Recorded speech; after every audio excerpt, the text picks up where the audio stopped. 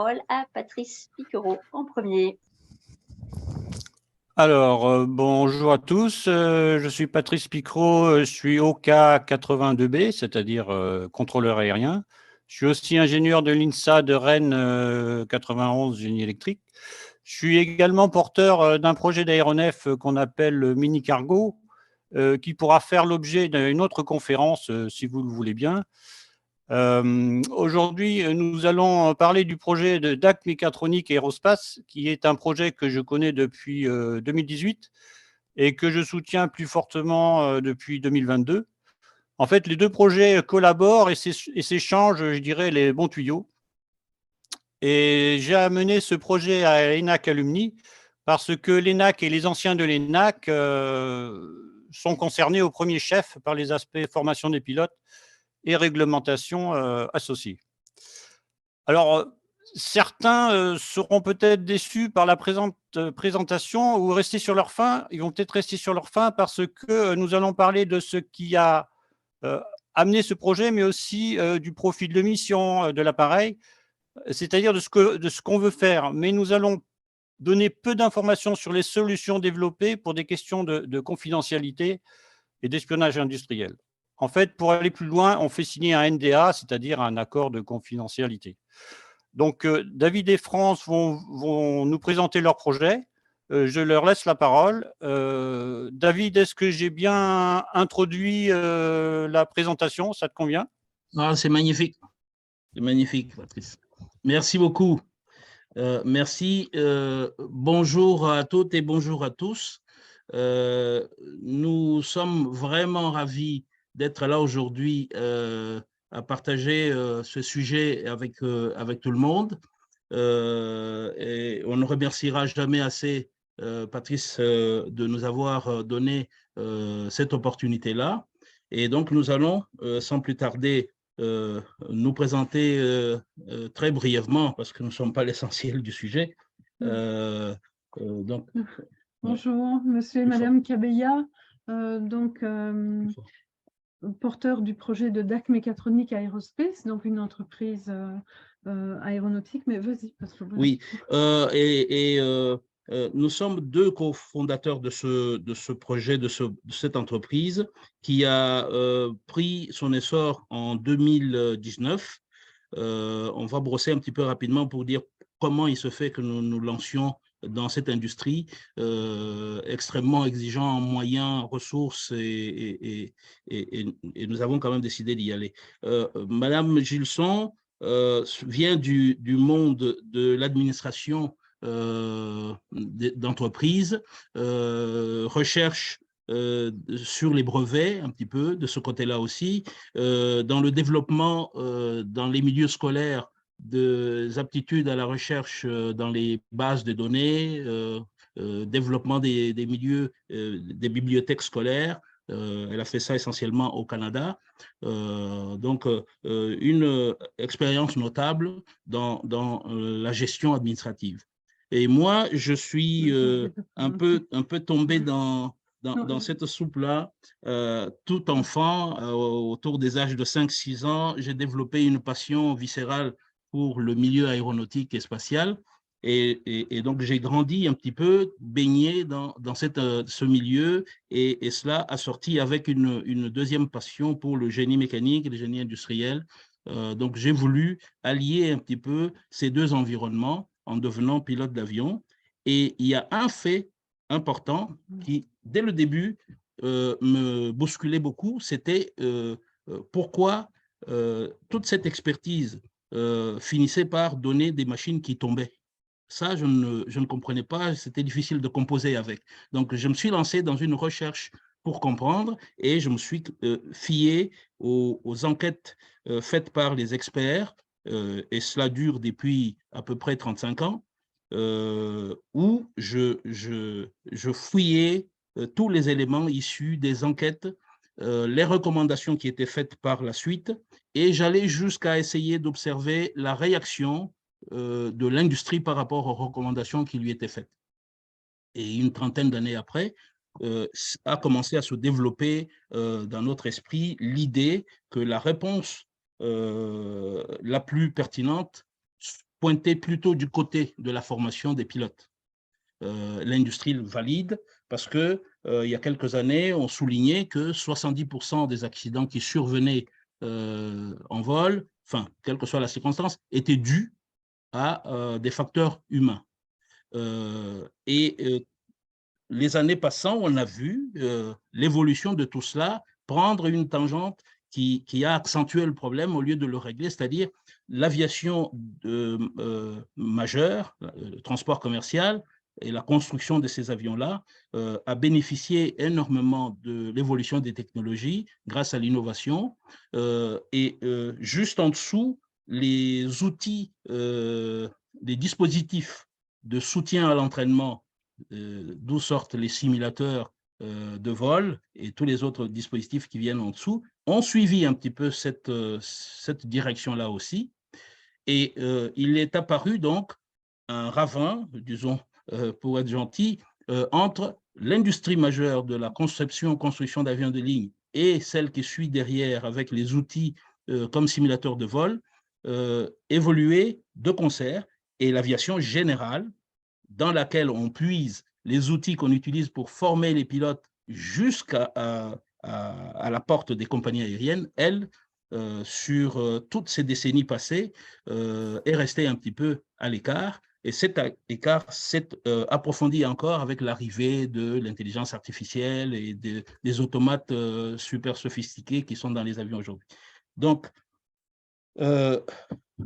il y a 2 ans, nous avons décidé de proposer la solution qui nous semblait pouvoir rapprocher les 2 univers. Et on a décidé donc de concevoir les outils pédagogiques dédiés pour la mise en pratique de toutes les formations théoriques qui ont évolué beaucoup aussi, mais qui évoluaient portées par les simulateurs de vol. On a pris cette option-là. Tout le monde se forme aujourd'hui quasiment sur simulateur de vol avant d'aller rejoindre une compagnie aérienne. Et on s'est satisfait de ça jusqu'au moment où, tout dernièrement, les concepts nouveaux dus à l'évolution de l'intelligence viennent commencer à bousculer, à mettre en évidence quelques petites faiblesses qui présentaient un risque nouveau. C'est l'éviction du pilote du cockpit, tout simplement. Alors que nous n'avons pas encore vraiment cerné tous les aspects de l'automatisation pour pouvoir penser qu'on ne prend pas un risque aussi bien sur le plan commercial que sur le plan humain et de sécurité avec les avions devenus des automates autonomes. Et les autorités de tutelle, oui, les autorités de tutelle ont souligné depuis quelques décennies maintenant cette faiblesse de la formation des pilotes, ce qui justifie les tangentes que l'on prend par-ci par-là en accentuant l'automatisation des avions. Mais la démarche que nous faisons, c'est de mettre en évidence le fait que même si on a des avions très autonomes aujourd'hui, il ne manque pas le risque, il n'a pas été effacé, qu'un incident majeur survienne une fois de temps en temps, même si ça n'est plus tout à fait courant, et mette en péril un petit peu un vol majeur dans une compagnie majeure qui peut conduire à ce que j'appelle l'accident de trop, dont on n'a pas besoin pour donner une chance à l'évolution technologique des avions autonomes socialement admis par la population. Donc, ça faisait sens de regarder du côté de la place du pilote dans un avion sophistiqué, en capacité d'interaction avec les automates, mais là aussi, en considérant qu'on le replace à sa place originelle, c'est-à-dire devant l'avion 15-20 secondes pour anticiper le déroulement du vol, le suivi de tout ce qui se déroule pour être apte à accepter la cession des commandes par les automates quand il y a un problème grave qui conduit les automates encore aujourd'hui à se déconnecter, comme ça arrive encore de temps en temps. Et donc, les points essentiels qui rejoignent nos visions soulevées par les autorités de tutelle sont, par exemple, l'aspiration à faire développer les meilleurs réflexes, développer les meilleurs automatismes comportementaux, la capacité d'anticipation, comme je venais de dire, il y en a beaucoup, je ne vais pas les lire toutes, développer la confiance et la capacité des équipages à opérer les vols dans toutes les circonstances en étant capable de reconnaître et de gérer des situations non prévues. C'est un vœu, ça, parce qu'aujourd'hui, le problème s'est un peu aggravé parce que le pilote ne pilote plus tout le long de la durée de son vol pour des raisons que l'on peut comprendre. Et c'est pour ça qu'il faut le réentraîner. J'aimerais pouvoir rappeler qu'un pilote d'avion, surtout les avions d'aujourd'hui, est un expert. Un expert qui a besoin, pour atteindre les capacités qu'on attend de lui, de s'entraîner, se former dans son environnement opérationnel sur du matériel expert aussi. Et ça, comme ça se trouve dans l'aviation légère, on a un pas de géant à faire pour ramener l'aviation légère au niveau d'innovation, se rapprochant un petit peu de l'aviation commerciale pour effacer le gap technologique qui est aujourd'hui, qui brise la continuité entre l'avion école et l'avion exploité en opération aérienne. Donc, c'est le fond principal de la démarche que nous avons entrepris chez DAC Mécatronique Aerospace et que nous aimerions mettre sur la table en partage avec l'ensemble des experts de l'écosystème aéronautique qui sont à la fois sur l'aviation légère, mais aussi sur la grande industrie. Et au milieu, là, il y a les universitaires, les chercheurs, les laboratoires de recherche, donc j'entends, et puis avec, à la pointe de tout ce monde, pour nous en tout cas, l'ENAC, qui est comment dire, le creuset de la maîtrise de la conception des avions et l'environnement d'application aux fins de formation pour sortir des pilotes aptes à aller piloter des avions les plus sophistiqués. Oui. Je ne veux pas repasser dans toutes les directives qui sont sorties depuis que ce problème est passé en pointe.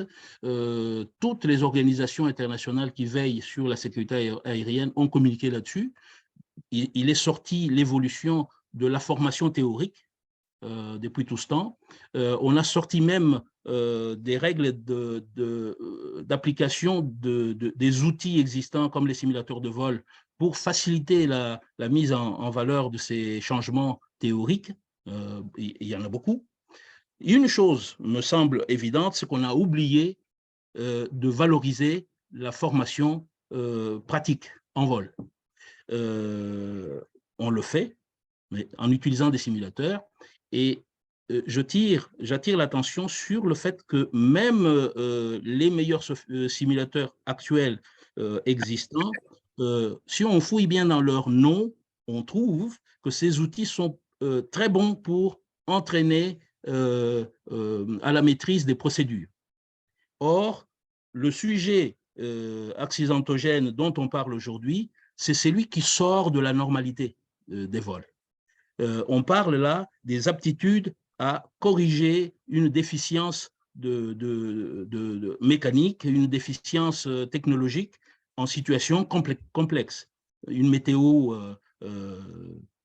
qu'on ne rencontre qu'une fois le siècle, ou des conditions de vol qui nous mettent devant un risque inhabituel. C'est dans ces moments-là où on demande une expertise particulière. Or, dans cette situation, l'automatisation a encore un peu de chemin à faire. Il est temps qu'on considère que la collaboration entre l'homme, la machine et les interfaces qu'il y a, c'est les capacités humaines qui ont besoin d'outils spécialisés pour être élevés à la hauteur des technologies d'aujourd'hui. De plus, ce changement dont on prend conscience nous impose un autre défi, c'est en effaçant le gap technologique, donner aux pilotes en formation un environnement dans lequel il peut apprendre s'imprégner plutôt des meilleurs apprentissages en continuité technologique avec le milieu dans lequel il va aller travailler. Parce qu'au bout de 200 heures, 250 heures sur un Morane-Saulnier ou un DR400 ou même un Cirrus, des avions d'aujourd'hui, on est quand même un peu loin des attributs qui équipent un cockpit d'un avion de ligne. Donc, même dans des situations similaires, les réactions qu'on a développées à l'école pendant 200 à 300 heures ne vont pas tout à fait correspondre à celles dont on a besoin quand on est dans un avion de ligne dans la même situation. Parce que les équipements à bord, les attributs qui équipent l'environnement cockpit ne sont pas tout à fait les mêmes.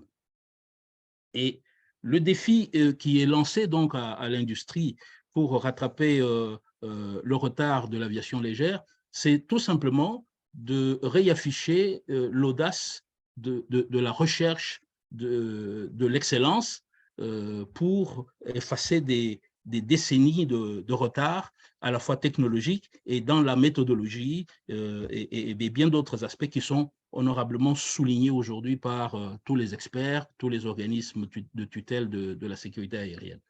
Et donc, on a proposé un programme d'innovation parce que pour former un pilote et l'amener jusqu'au seuil de la compagnie aérienne pour sa première QT, il y a besoin de plus qu'un avion et il y a besoin de plus qu'un dispositif d'accompagnement.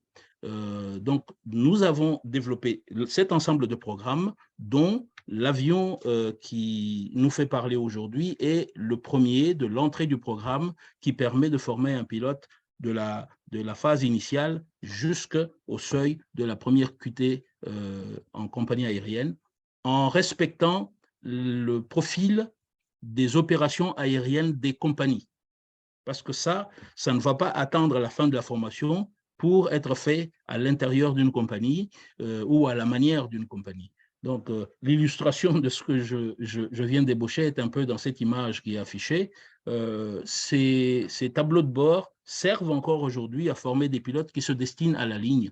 Ce sont des heures, à mon avis, un petit peu vendangées, qui auraient pu être mises à profit pour développer une imprégnation, développer des automatismes et une certaine dextérité indispensable qui fait qu'aujourd'hui, les pilotes ne peuvent plus piloter manuellement, passer le décollage ou la toute fin de la phase d'atterrissage. Et c'est là où nous avons le devoir de les ramener parce qu'il n'est pas dit que dans ces phases de vol, il ne puisse pas y avoir un problème avec les automates. Ce sont des situations qui sont déjà arrivées et même il n'y a pas bien longtemps, on a vécu une situation comme ça qui a frôlé la catastrophe à Paris. Donc, rien n'est à négliger.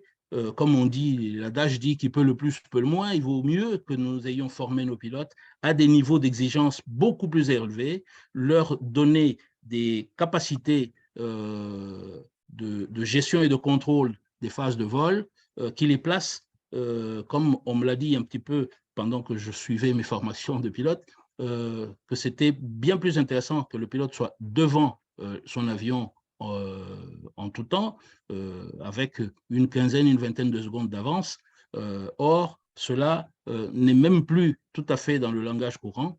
Donc, c'est un défi très, très élevé et le projet que nous avons a besoin d'une collaboration avec le plus large panel d'experts possible pour faire une innovation globale, un pas qui nous permet de rentrer dans un nouveau monde de la formation dans lequel, puisque c'est un renouvellement de genre, notre industrie pourrait s'inscrire en tête de leadership grâce aux innovations de premier plan que cela nous impose pour offrir une réponse globale plus efficace.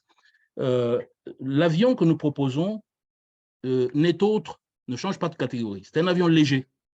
Léger, CS23 qui va certifier dans ces catégories-là, mais qui apporte une différence importante.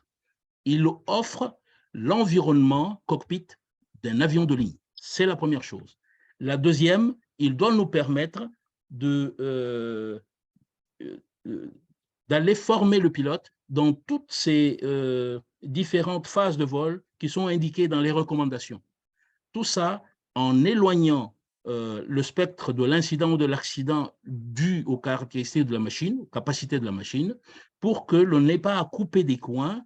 Je dirais ça même sur les simulateurs de vol. Tout à l'heure, j'ai dit que ce sont des outils faits pour le travail des procédures, mais ce qu'on a à travailler, c'est loin d'être des procédures. Et quand on veut entraîner une situation complexe dans un simulateur le plus cher qui soit sur le marché aujourd'hui, qu'est-ce qu'on fait? On est amené à compenser la faiblesse technologique de ces simulateurs en utilisant l'illusion d'optique. C'est l'environnement que l'on fait tourner autour du pilote. Or, il est impératif, et c'est écrit dans les textes, que l'entraînement génère une perception sensorielle de retombée de la situation simulée. Et si on continue à faire tourner l'environnement autour du pilote, il pourrait quasiment s'entraîner dans son salon, ça revient au même. Donc, dans un avion, en situation réelle, puisqu'il ne vole pas, il est quasi impossible qu'il prédise, qu'il sente la survenue d'une situation comme ça qui sort du domaine de vol. Et quand bien même, les habiletés de gestion et de contrôle dans des situations très complexes diffèrent énormément selon qu'on est en basse couche ou à très haute altitude. Or, l'entraînement à haute altitude est quasiment verrouillé, interdit par le fait qu'on ne peut pas allouer un avion de ligne pour aller faire ces entraînements-là et que les simulateurs, comme je viens de le dire, ne permettent pas. D'ailleurs, c'est déconseillé dans une des publications de l'EASA, je crois, ou de la DGAC, où on dit qu'il faut éviter d'entraîner à certaines situations qui créent des sensations qui peuvent conduire à des erreurs. Hein. Donc, il nous faut une machine nouvelle qui permet de faire ces entraînements-là sans utiliser l'illusion d'optique. Ça fait partie du programme que nous développons, une toute nouvelle architecture de simulateur de vol qui permet pour donner juste une idée, puisqu'on ne projette pas des images des produits, qui permet d'entraîner un pilote de voltige dans un simulateur sans faire tourner l'environnement autour de lui, c'est lui qui tourne dans son environnement. Et puis avec une nouvelle technologie, encore en développement certes, mais une vision de cette technologie-là qui va permettre de diffuser l'image au lieu de la projeter. Donc, l'histoire de la 2001, elle va, in fine, rester un peu derrière. Donc, il y a tout un tas d'innovations comme ça qui permettent de répondre très positivement à chacune des recommandations qui sont listées par les différents organismes. Ça part de l'OACI jusqu'au BEA chez nous, pour faire un changement d'échelle sur l'approche qualitative de l'amélioration de la qualité de formation des pilotes. Et je pense que cela servirait, rejaillirait un peu sur l'ensemble de l'industrie, aussi bien les grands constructeurs des avions de ligne, qui vont avoir l'option chez nous de proposer des programmes de formation très pointus. Et surtout, un autre aspect dont on parle peu, c'est la revitalisation des compétences en ligne. Le mot m'échappe à chaque fois. Le maintien des compétences. 2 fois par an, on doit faire cela, mais ça devient une routine au lieu d'être un lieu d'évaluation réaliste du maintien de compétences ou mise en évidence du besoin de rafraîchissement de ces compétences-là. Les exercices sont quasi figés, les pilotes savent à quoi s'attendre, donc ça ne fait plus tout à fait progresser. Or, les situations que l'on redoute, que l'on n'a même pas à vivre tout au long de la vie d'un pilote d'avion, mais qui pourraient avoir des conséquences le jour où elles vont survenir. Ces situations-là, on doit pouvoir s'y entraîner tout à fait qualitativement, mais il faut un outil adapté pour faire ça. Il y a un autre aspect aussi qu'il faut entrevoir, ces simulateurs qui ne sont pas capables d'aller au-delà de l'illusion d'optique, servent parfois même à des bureaux d'enquête et accidents à la reconstitution des accidents. Vous pensez bien, quand un accident grave est arrivé et que l'avion de ligne s'est mis dans toutes les postures inimaginables, quand on l'injecte dans un simulateur qui n'a pas l'isostatisme qu'il faut pour restituer ça, je pense que même l'interprétation des résultats de cette simulation porte à caution, parce que l'appareil qui permet de le faire ne justifie pas des capacités. Et c'est pour ça l'application à l'entraînement à l'UPRT conduit dans certains centres, pour ne pas dire tous, qui ont des simulateurs très sophistiqués, à dégrader un petit peu les caractéristiques du simulateur pour pouvoir essayer, je dis bien essayer, de simuler les situations à l'UPRT. Et c'est ce qui fait qu'on en est aujourd'hui à former des pilotes de ligne à la récupération des pertes de contrôle en vol à haute altitude sur des avions légers du style Cap 10, Cap 20 ou comment il s'appelle, l'Epsilon 30. Voilà. On compense, mais sachant que nous sommes quand même dans le pays berceau de l'aviation, l'innovation ne manque pas de soubassement. Nous avons toutes les grandes écoles et tous les laboratoires qu'il faut pour ça. Je pense qu'on est arrivé à un carrefour où nous a conduit un petit peu la crise sanitaire derrière moi et les 2 années de réflexion qui nous ont été imposées. On est à un carrefour où nous pouvons accepter de prendre un tournant qui va renouveler un petit peu tout ça et qui donne aussi l'opportunité à notre industrie de l'aviation légère d'aller chercher une visibilité nouvelle avec ce fanion de la recherche permanente de l'excellence et des innovations de rupture et donc avec pour conséquence un leadership sur ce marché en collant à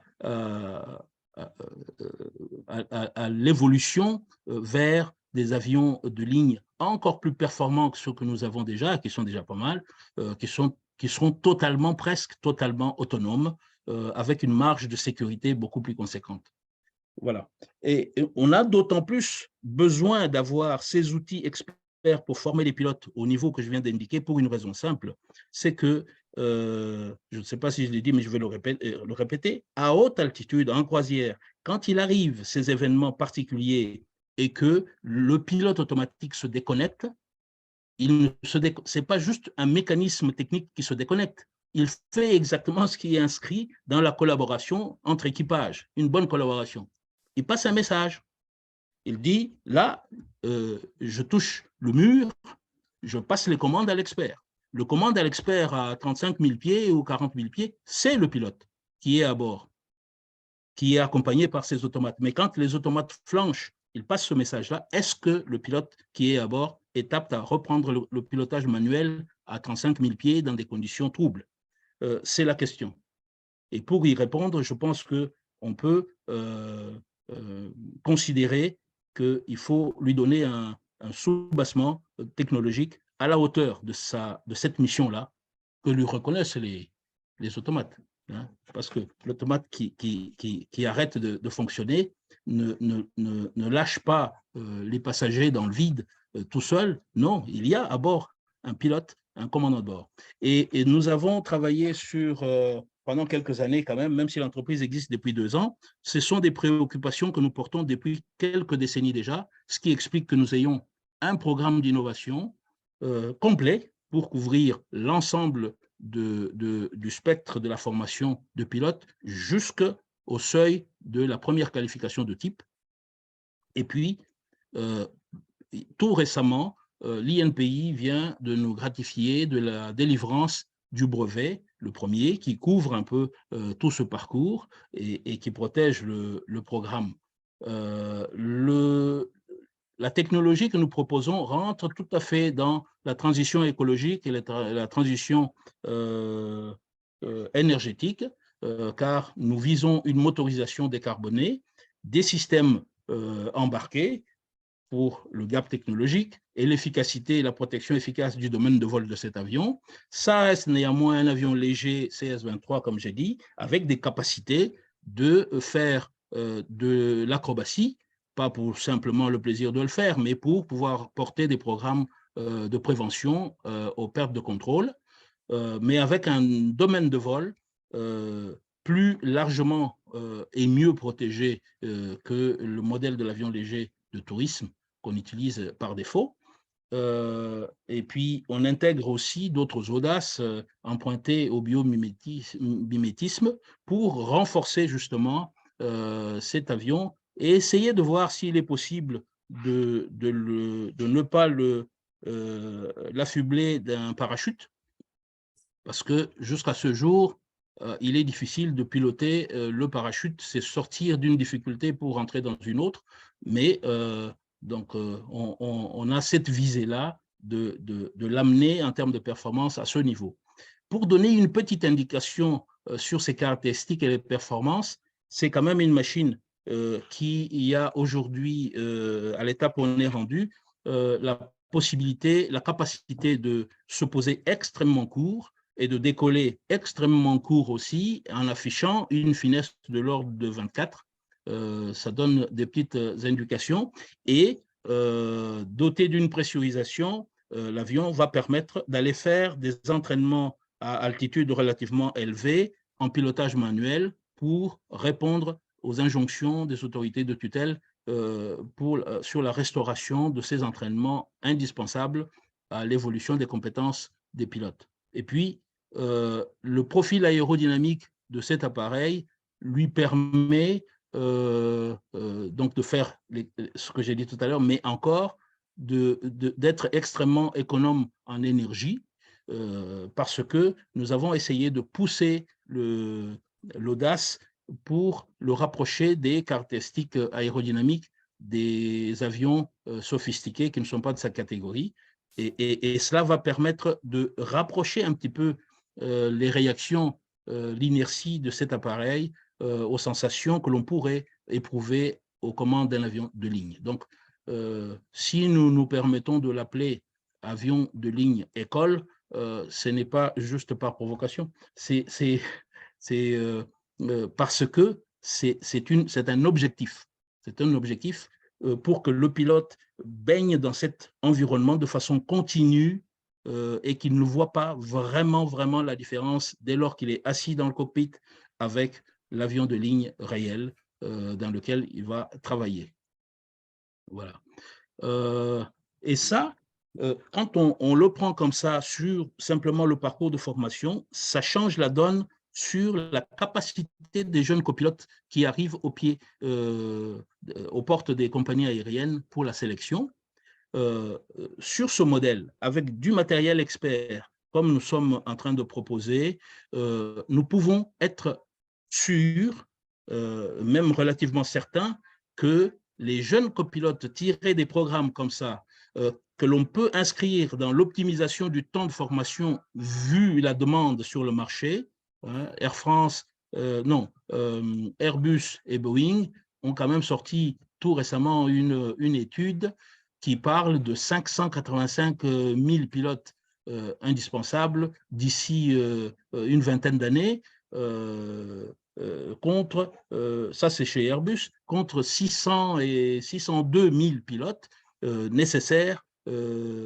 C'est une condition posée aussi aux constructeurs pour être certains qu'ils vont pouvoir livrer les avions aux compagnies qui ont du personnel pour faire voler les machines. Donc c'est un défi colossal.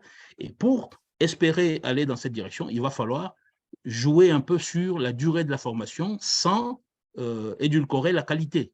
Ça, c'est quelque chose qui peut être favorablement initié grâce à des outils experts qui vont sortir des jeunes pilotes aptes à l'entrée en mission avec une certaine expérience, pas seulement des heures administratives, mais une réelle expérience de 150, 160, 180 heures qui peut être tirée bénéfiquement par le programme MPL. Voilà. Et donc, comme je disais, c'est une démarche que nous amenons dans la sphère de l'ENAC parce que c'est le sanctuaire du savoir aéronautique, aussi bien du côté ingénierie que du côté construction des formations pertinentes. Et on serait vraiment, réellement ravis. On va échanger là-dessus pour répondre à quelques questions. On serait ravis de bénéficier de la collaboration de l'ENAC pour la conduite du développement de ce projet sur les briques qui nous restent sur les bras. Pour finir, je vais simplement dire que nous avons déjà développé un écosystème tout de même autour de ce projet avec un certain nombre de laboratoires de recherche avec lesquels, pour certains, on a signé des ententes de collaboration, avec des industriels sous-traitants spécialistes dans leur domaine d'activité qui ont signé déjà des NDA pour pouvoir parler, donc ils connaissent bien le projet parce qu'on en a parlé en profondeur. À l'interne chez nous, nous avons quelques contacts pour développer notre équipe interne qui va être intégrée et mise en place d'ici la fin de cette année. Mais nous avons des ententes de collaboration, par exemple avec l'ESTACA en Île-de-France. Ça fait la 3e année où nous avons des étudiants de 4e année en P2I, des stages sur l'année. Donc, la 3e génération, cette année-ci, il y a 9 étudiants. Nous travaillons avec eux sur la construction de la maquette à l'échelle 1/5 que nous espérons faire voler d'ici le mois de juin, fin mai-juin, radio-pilotée pour faire la démonstration justement de capacités aérodynamiques que nous avons, sur lesquelles nous avons travaillé. Nous sommes aussi à la fin de la R&D, si j'ose dire, parce qu'elle ne finira pratiquement pas de cette façon-là, on va itérer beaucoup, pour réaliser notre cockpit trainer et le simulateur de vol, en tout cas le premier prototype du simulateur de vol, que nous appelons simulateur multi-axe intégral, tout simplement parce qu'il permet d'effacer l'usage de l'illusion d'optique. Et commencé en 2019-2020, nous avons installé ça sur une périodicité de 6 ans, grosso modo, et grâce aux partenaires et à l'expertise des uns des autres, nous espérons que nous pourrons sortir les premiers éléments de ce projet avant la 5e ou 6e année pour pouvoir accélérer un petit peu le développement en partenariat avec les compagnies auxquelles cet appareil est destiné. Le développement est divisé en 4 parties avec à chaque lieu d'intégration un produit commercial. Le premier, c'est un drone. Le deuxième, une cabine d'initiation aux technologies que nous amenons. Le troisième, ce simulateur de vol et, in fine, l'avion qui est le lieu d'intégration globale de tout avant le programme d'expérimentation. Voilà. Je pense qu'on a fait le tour de tout cela. Oui, c'est l'entreprise. Oui, la mission et la vision. La mission, c'est de devenir un constructeur dans ce segment d'industrie et œuvrer à niveler le gap technologique grâce à l'innovation de pointe. Et la vision, c'est simplement de développer le partenariat qui permet à ce segment d'industrie et profiter peut-être plus largement à aller chercher un leadership nouveau dans cette industrie de l'aviation en brandissant le fanion de la qualité par rapport à la concurrence. En tout cas, ça, c'est notre équipe et on va finir là-dessus. Nous deux, Madame Gilson et moi-même, et puis Au board, nous avons des ingénieurs et des pilotes, ingénieurs et pilotes de ligne, instructeurs de vol et des jeunes ingénieurs sortis fraîchement de formation, aussi bien sur le plan technique que commercial. Donc, c'est une équipe appelée à s'élargir parce que on ne monte pas une équipe technique en aéronautique aussi rapidement et aussi facilement. Donc, c'est encore une autre brique. En tout cas, merci infiniment pour votre attention et pour votre écoute. Et nous sommes disponibles pour échanger plus largement sur tout ça. Je ne vous entends pas. Le micro. Oui, c'est bon? Oui, c'est bon. Ok, donc merci David, je disais pour la présentation. On a quelques questions dans le chat. Patrice a répondu, j'ai vu un petit peu au fil de l'eau. On a Guillaume, on a Jacques, on a Edson qui avaient des questions. Guillaume, par exemple, est-ce que tu veux est-ce que tu veux ouvrir ton micro pour discuter en direct? Est-ce que tu es là? Oui, je suis là. Oui. Voilà. Oui, oui, bonjour. Donc la question que j'ai posée dans le chat, c'était à quoi allait fonctionner ce moteur. Vous dites avion décarboné, Oui. mais qu'est-ce qu'on mettra concrètement? Est-ce qu'on va faire le plein d'électricité pour le brancher, le plein d'hydrogène ou le plein de carburant? Oui, pour être inscrit directement au départ, le premier facteur qu'on a pris en considération, c'est le temps d'exploitation dans les écoles. Ça aurait été un peu difficile de proposer une machine comme ça qui arrive avec une disponibilité d'1h30 ou 2 heures. Donc, on intègre au départ du biocarburant dans les premières années d'exploitation. Et puis, assez rapidement, le biocarburant directement dans le moteur est remplacé par du biocarburant dans un générateur électrique qui permet d'utiliser un moteur électrique avec de la disponibilité équivalente. Et on observe très attentivement l'évolution de l'innovation sur l'utilisation de l'hydrogène.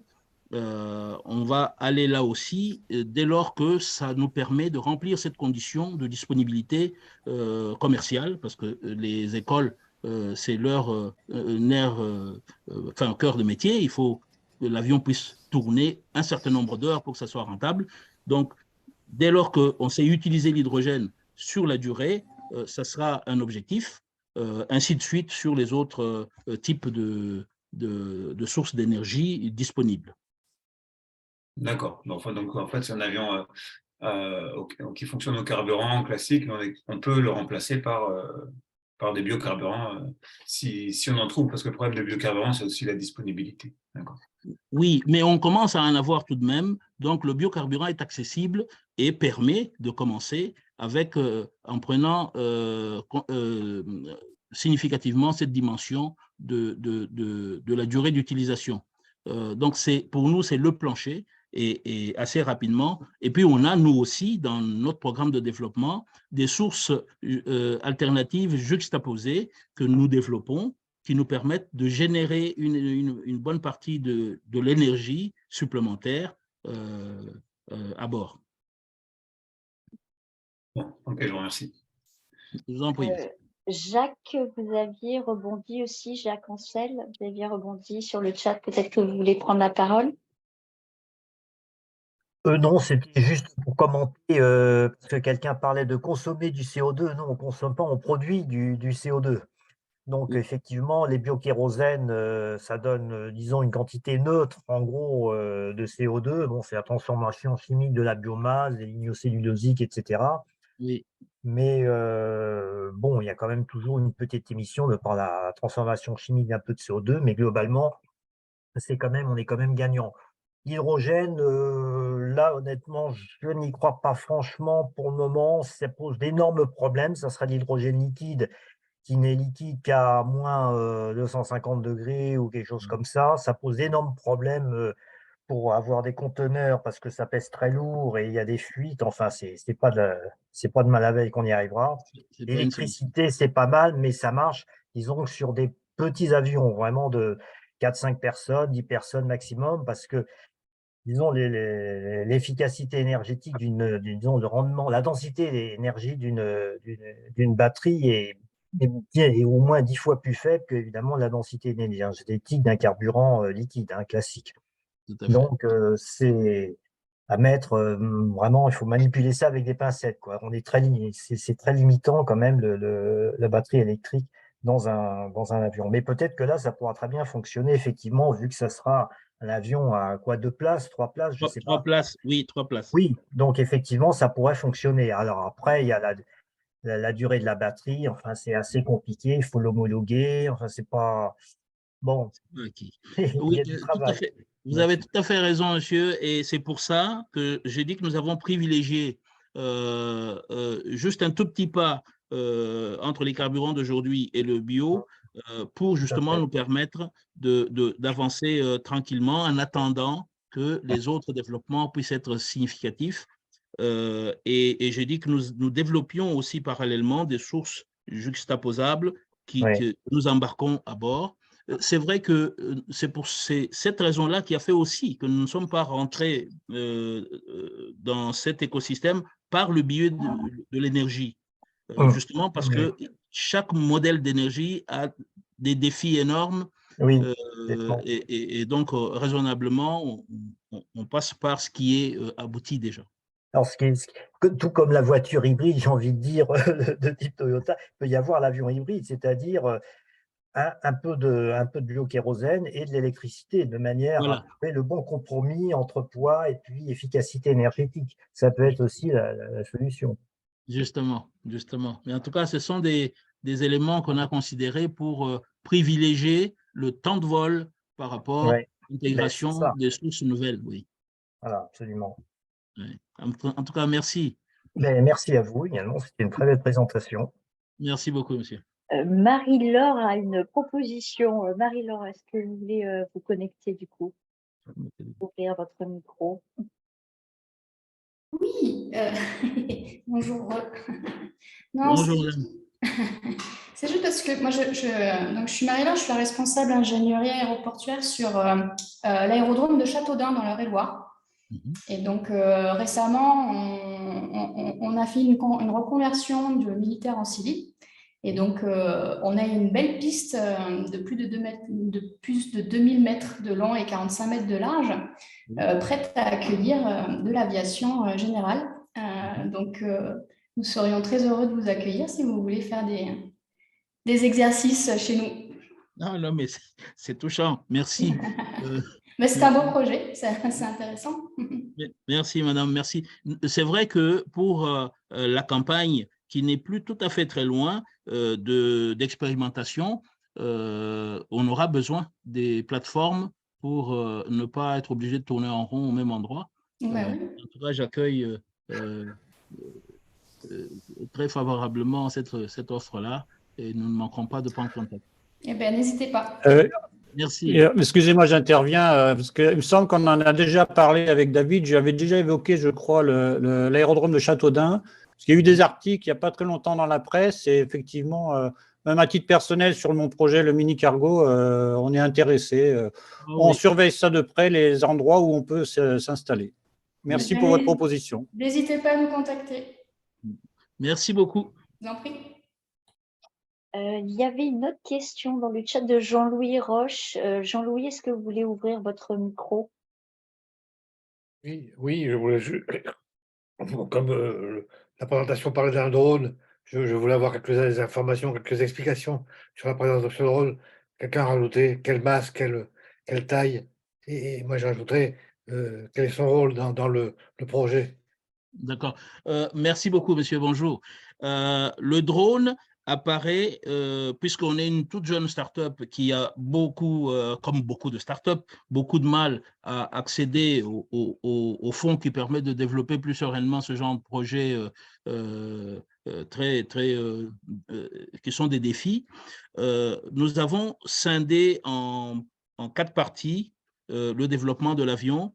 Et la première partie, après les calculs préliminaires, études de structure et tout ça, ça nous permet, au moment de l'intégration des développements, de faire un démonstrateur. Et ce démonstrateur s'appuie sur les caractéristiques qu'on obtient de nos travaux préliminaires pour être proposé comme un drone civil, mais à voilure fixe, ce qui est extrêmement rare de ce côté-là, avec des très grandes performances qui lui permet d'offrir plus favorablement des services d'observation, de recherche, d'études, études atmosphériques, faune, flore. On peut faire une longue liste des applications qu'on peut en attendre. Et puis, comme il a une finesse plutôt intéressante, c'est une machine qui peut rester assez longtemps en vol, faire des rayons d'action beaucoup plus larges.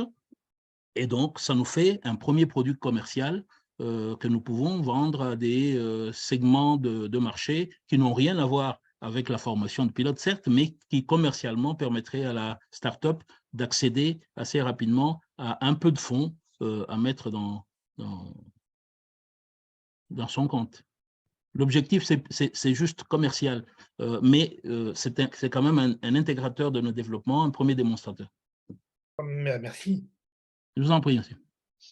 On a une question aussi d'Edson, plus sur l'âge pour être admis à la formation de simulateur de vol, etc. Edson, est-ce que tu es connecté? Est-ce que tu veux ouvrir ton micro? Oui, je suis connecté, je vous suis très bien. Oui, bonjour, monsieur. Bonjour, monsieur l'orateur. Oui. En fait, j'ai un enfant qui est passionné de l'aviation. Oui. Ici, au pays, nous avons une école d'aviation.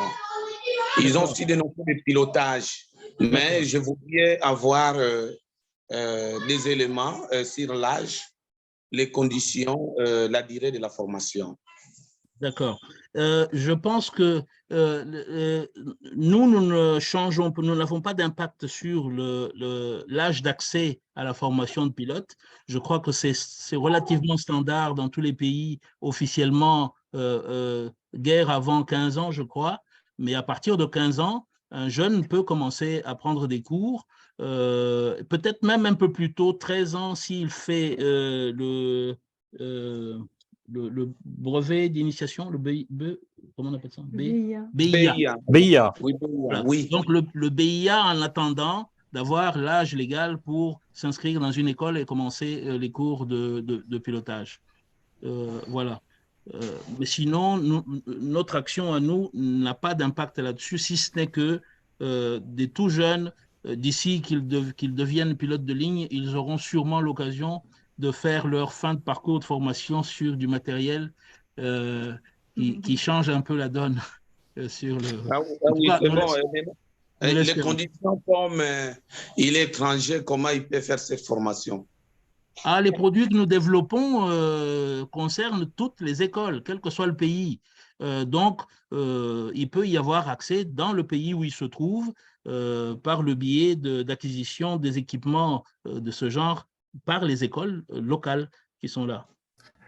Okay, bon. David, excuse-moi. Oui. Pardon, la question, elle s'adresse plutôt à l'ENAC ou l'ENAC Alumni. C'est ce que j'allais dire. En fait, j'allais rebondir là-dessus. Le mieux, ce serait de vous adresser directement à l'ENAC parce que vous aurez des réponses détaillées par rapport aux formations et à toutes les questions que vous pouvez vous poser. Donc, si vous voulez, on va s'envoyer un mail à part et je vous donnerai les coordonnées d'une personne à contacter à l'ENAC. Formidable. Ok, c'est bon. D'accord, d'accord. Merci beaucoup. Est-ce qu'il y a une dernière question? J'en ai pas dans le chat, mais est-ce que quelqu'un veut intervenir? Oui, bonjour. Bonjour. Oui, bonjour. Alors, je m'appelle Shadi et je suis formateur BIA. Oui. Je suis aussi pilote privé et ingénieur aéronautique de formation. Oui. Et en ce moment, je suis dans la maintenance aéronautique. Je suis formateur pour de la maintenance aéronautique. D'accord. Donc, concernant les simulateurs, on est en train de construire un. C'est un simulateur de maintenance de vol et qu'on peut utiliser aussi comme pour piloter. D'accord. Donc, ça va être un 737 nouvelle génération. Et je voulais Oui. savoir sur vos simulateurs, est-ce qu'il y avait moyen de mettre des pannes, ou c'est juste que pour le pilotage? Donc, Non, est-ce qu'il y non, avait moyen?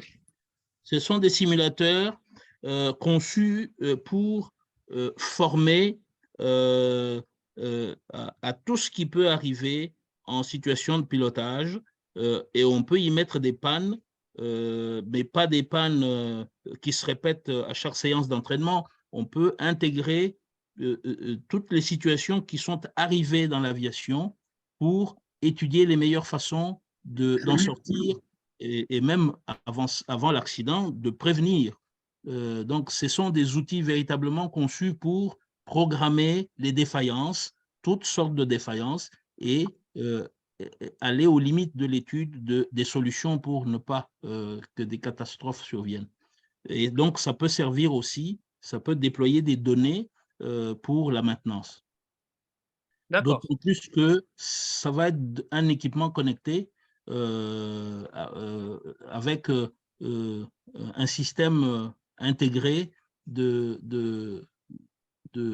comment dire, qui synthétise les données qui sont produites en temps réel. Donc, il y a quand même un dispositif là-dessus du côté de l'intelligence qui permet de faire une maintenance, d'étudier un profil de maintenance prédictive efficace.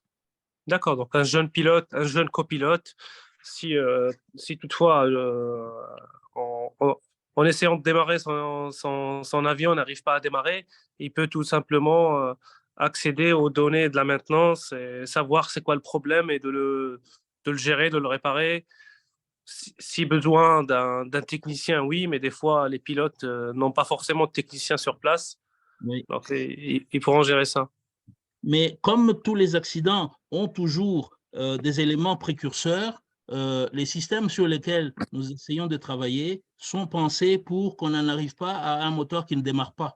C'est quand le début des situations précurseurs commence à s'installer, il doit y avoir une alerte. D'accord. Oui. Et ça sera sur quel profil d'avion? Ou c'est un truc généraliste?